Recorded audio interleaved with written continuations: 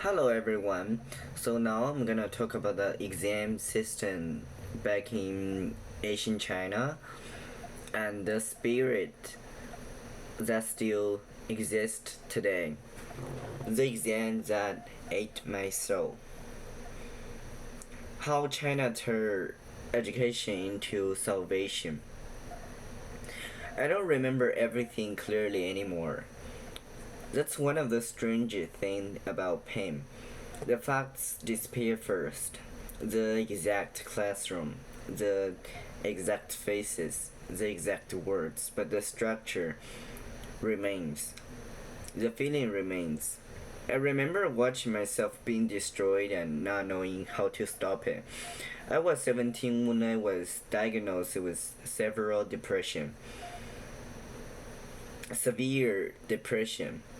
And even then, life did not pause. The exam did not pause. The expectation did not pause. Everyone kept speaking about school, scores, success, what should I become? But inside, something was collapsing. In my last semester, I left the party shaped school system and went to a private institution to study. But leaving this place is nothing as living what it did to you. Several years later, here I am. I still carry the efforts, not always as clear memories, sometimes only as reflexes. Fear, guilt, a strange panic around failure, a feeling that my words must still be proven. The video is not only about Asian exams, it's about a civilization that told generation of children to believe first, pass, first, rise, first, become useful. Then maybe you can become yourself. Let me be clear. This is not an anti-education video. Learning is beautiful. Reading saved parts of me. Language saved parts of me. Thinking saved parts of me. The problem is not learning. The problem is when a society turns learning into salvation. China has an old promise: study hard, suffer now, become someone later. In Chinese, many people know the phrase 万般皆下品，唯有读书高. All that pass were inferior, only study is high. It sounds like respect for education. And sometimes it is. Education has lifted family, opened doors, it helped poor children escape poverty. But every beautiful promise has a shadow. When education becomes the only path to dignity, it stops being a path. It becomes a tunnel. If you feel inside the tunnel, you don't simply feel a test. You feel your family, your future. You feel the person everyone hoped you would become. This is not education anymore. It's salvation by examination. When I was still in China, people around me had a dream for me. Relatives, family, parents, grandparents. They hoped one day I could become an official. Not because they were evil. Not because they wanted to control me in some cartoonish way. In their words, this was love. It's security, honor, the highest form of success they could imagine. A stable position, a respected title, a life protected by the system. A family finally be able to say, he made it. But to me, the past felt suffocating. The life they imagined as safety felt like disappearance. If I had stayed, I might have lived inside guilt forever. Guilt for disappointing them. Guilt for not becoming the person they hoped I would become. Even after I have left for 2 years, the feeling is complicated. Part of me still wants to make them proud, just not by becoming what the system wanted me to become. The conflict is not only personal, it's historical. For centuries in China, the highest dream of education was not freedom, it was office. To study was to rise. To rise was to serve. To serve was to bring honor to the family. That's the ghost of the imperial examination. The exam is gone, but the dream still speaks.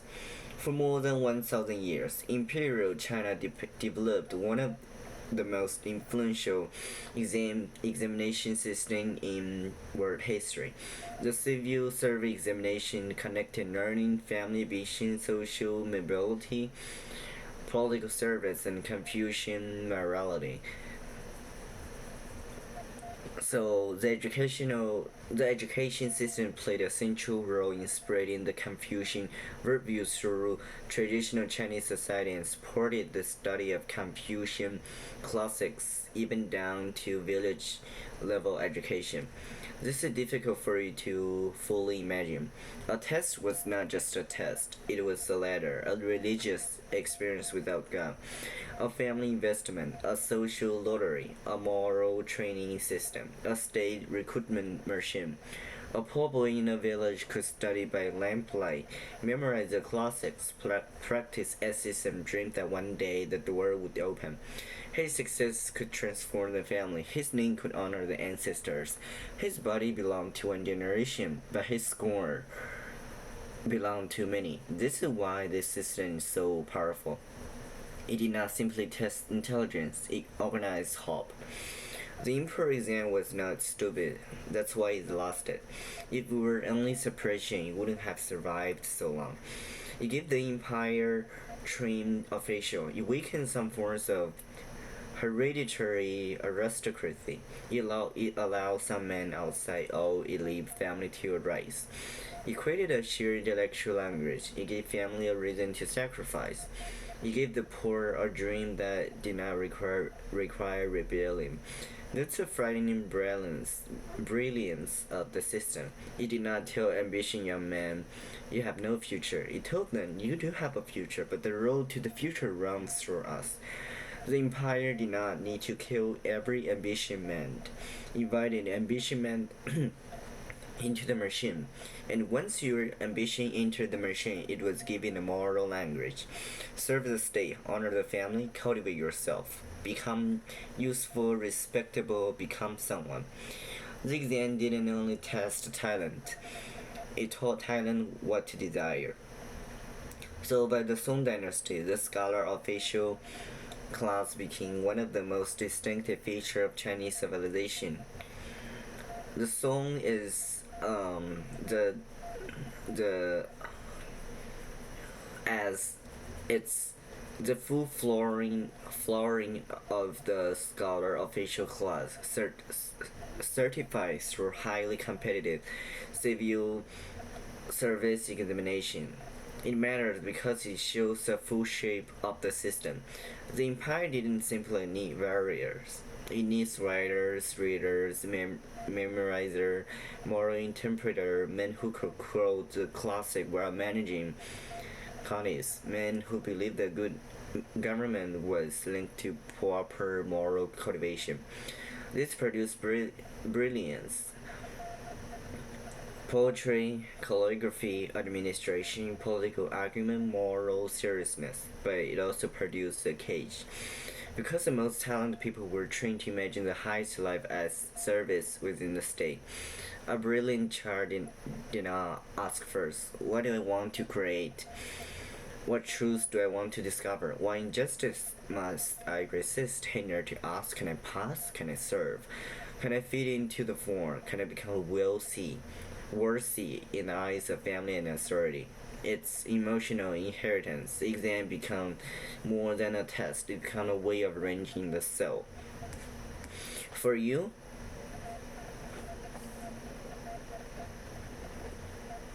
imagine if the SAT, the civil service exam, the Ivy League, church, family, your moral worth, your future marriage prospects were all fused into one system.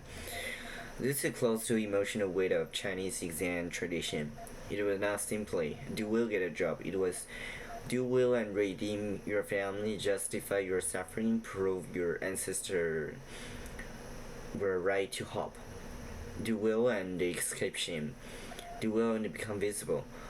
In modern America, people talk about meritocracy, grades, college, admission, prestige, debate, careers, a very elegant hell. But in China, this logic has an older ancestor. The imperial examined the relationship between education and state power brutally clear. Education was not just self-development; it was all into official recognition. A poor boy studied all night to escape his village, but the road out of village led directly into the empire. Modern China no longer has imperial examination, but abolishing it is not the same as abolishing its imagination. The exam disappeared, but the spirit remained. The brush became the test paper. The test paper became the ranking. The ranking became the transcript. The transcript became the school gate. The school gate became the family's hall. In the 20th and 21st century, another layer was like ideology. The student was not only expected to study, they are expected to fit, to repeat the right language, to respect the correct history, to become not only intelligent but politically safe. That's what I mean by party shaped education. It doesn't only test what you know, it trains what you are allowed to say.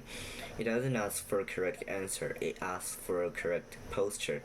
When a child is already fragile, this can become unbearable. I can't give you a perfect memoir of what happened to me. I don't remember it clearly, but maybe that's a part of the truth. I mean, I don't remember it clearly. Trauma doesn't always preserve itself as a documentary. Sometimes it survives as weather, a heaviness in the body, a fear of being evaluated, a shame that arrives before language, a sense that if you feel you're not simply wrong, you're worthless. At 17, I watched myself being destroyed, and the most painful part was not only the depression, it was a helplessness, the feeling I could see the damage happening, but I couldn't stop the machine. The machine still wanted scores. The adults still want a future. The families still wanted hope. The system still wanted proof. But I was not proof. I was a person, and the distinction almost disappeared. The machine didn't ask whether I was alive inside. It asked whether I could still produce a result. And when it comes to family expectation, they're not simply cruelty. It's also love. They wanted me to become an official because in their imagination that means safety, respect, stability, life not easily crashed. In traditional Chinese culture, a child's success is very rarely only private. It belongs to the family. A degree is not just paper. A job is not just employment. An official title is not just career. It's family redemption. It says our sacrifice was worth it. Our child did not disappoint us. Our name rose a little higher in the world. That's why living is complicated. When I left China, I didn't only leave a country. I left the past other people had imagined for me. And even the past was suffocating, I can't pretend that there was no love inside. That's a tragedy. The cage was not made only of hatred. It was made of hope, sacrifice, made of people who loved me in the only language history gave them. The cage was not made of only of control. Some of it was made of love that didn't know another language. The phrase 做人上人 is difficult to translate. Literally, it means becoming a person above other people. It's not just success, it's vertical success, to rise above, to escape humiliation by gaining rank, but to become someone others must respect. That's the emotional engine of the exam tradition. Not simply learning, rank, not simply knowledge, status, not simply wisdom, recognition. That's why the exam is so spiritually dangerous. It does not only produce anxiety, it produces a world where dignity is vertical. If I rise, I'm valuable. If I feel, I'm nothing. If I become official, the family is proud. If I don't, I have betrayed the ladder. But human dignity should not be vertical. A person should not need to stand above others to become real. A society obsessed with becoming above others has already forgotten how to see people beside it.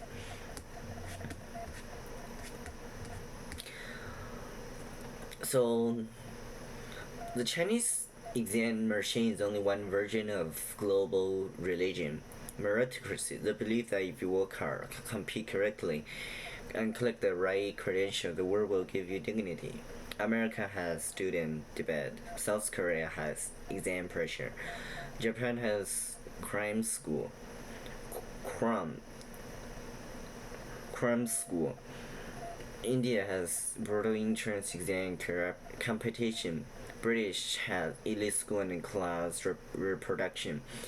Every elite, um, every society tells its children compete now, rest later, become useful, excellent, become employable and impressive, but rarely do they system us. Become human, truthful, free. China's story is extreme because the tradition is old. Family pressure is deep, and the link between study and state power was historically explicit. But the question is universal. What kind of person does the exam culture produce? A thinker, citizen, servant, survival? The machine? The Chinese exam machine is not an exotic story. It's a mirror held up to the global religion of the meritocracy. I'm not telling you this story because I remember everything. I'm telling it because I don't. Because sometimes forgetting is also evidence. A person can leave the classroom, leave the country, leave the past, leave the dream other built for him, and still carry those systems inside the nervous system. A flinch, fear, guilt, a need to prove, a desire to make the family proud even while refusing the life they wanted. That's a complexity. I don't hate the people who wanted me to become an official. I understand them more now. They're not only asking for power, they're asking for safety, honor, they're asking history to protect me. But history almost destroyed me. That's why I have to ask, what is education for? Is it to produce officials, workers, obedient children, family pride, national usefulness, or is it to help a human being become more awake, more truthful, more free? A good education should enlarge the soul. It should make the world bigger. It should give a child language for suffering, courage for truth, and a self that can't be reduced to a number. But the exam did something else. It taught many of us to confuse fear with discipline, exhaustion with virtue, ranking with worth, obedience with success. That's how the exam eats a soul. Not all at once, not dramatically, but quietly, one score at a time, one expectation at a time, one family dream at a time, until a child looks at himself and realizes I'm being destroyed and I don't know how to stop it. That's where this episode begins, not in an ancient exam hall, not in his history textbook, but in the space between a family's hope and a child breaking point. That's for today. Thanks for listening.